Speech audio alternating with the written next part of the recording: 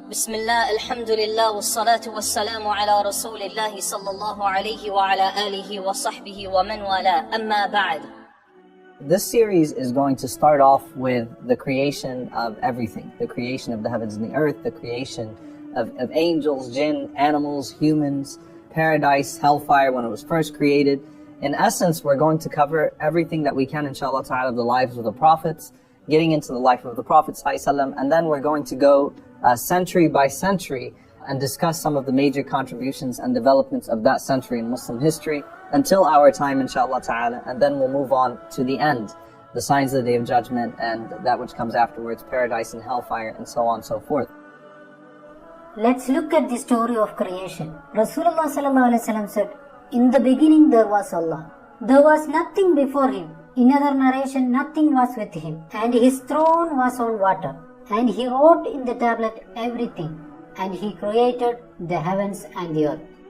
So the first and foremost thing is that Allah Azza wa Jal, in the beginning it was Him as a being and there was nothing else.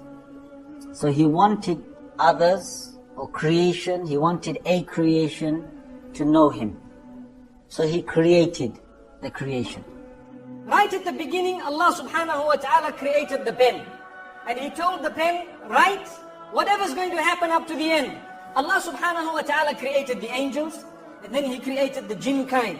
Very interestingly, He created another kind known as the bin kind. Ibn Kathir rahimahullah makes mention of this in one of his books, Al-Bidayah wa Nihaya. So he says in there that there was a certain creature or creatures of Allah subhanahu wa ta'ala known as bin, the bin. And they were on the earth. And on the earth they created chaos and havoc and so on. So Allah sent the jinn to deal with the bin on earth. So the jinn came in and they dealt with the bin and they overcame them and overpowered them and destroyed them completely. And who was the head of the jinn? One known as Iblis. First there was Allah and there was absolutely nothing else. No throne, no pen, no water, no clouds, no skies, no nothing. It was just Allah subhanahu wa ta'ala. And you think about that and how amazing that is. No air beneath Him, no air above Him. It was just Allah subhanahu wa ta'ala. That verily everything but Allah subhanahu wa ta'ala is disposable. Because it was just Allah and nothing else. Allah created this, Allah created that. And then one of them would say, فَمَنْ خَلَقَ اللَّهِ. So then who created Allah subhanahu wa ta'ala? The problem is you're limiting Allah subhanahu wa ta'ala by your human dimensions. Allah is not subject to your time. Allah created time. That a person might be actually contemplating, doing tadabbur and tafakkur, actually reflecting and contemplating on the creation of Allah subhanahu wa ta'ala. And feeling this high point and saying, who created this? And you would say, Allah subhanahu wa ta'ala. And you're admiring the creation of Allah subhanahu wa ta'ala. But then shaitan comes to you, the devil comes to you and says, فَمَنْ خَلَقَ اللَّهِ. So then who created Allah subhanahu wa ta'ala? The Prophet ﷺ, he says, when you start to have that thought, quickly say, آمَنْتُ بِاللَّهِ. I believe in Allah subhanahu wa ta'ala.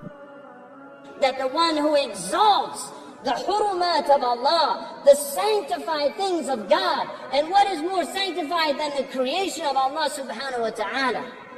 This thing that Allah has created as a tajalli of all of His divine attributes and then called us to marvel at it. If you look at people, when they see people who can do something amazing, you had a beautiful singer who sings his song, and people in the non-Muslim society, you know what they do? If people clap, they do these things, ovation.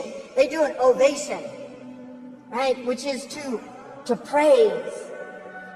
That is because of what's happening in their hearts. They see something extraordinary and they want to praise that thing because they're seeing something that has affected their soul. And yet, we're in this incredible existence, this amazing creation, stars in the heavens, galaxies. We've got Hubble telescopes that look at the far corners of the universe.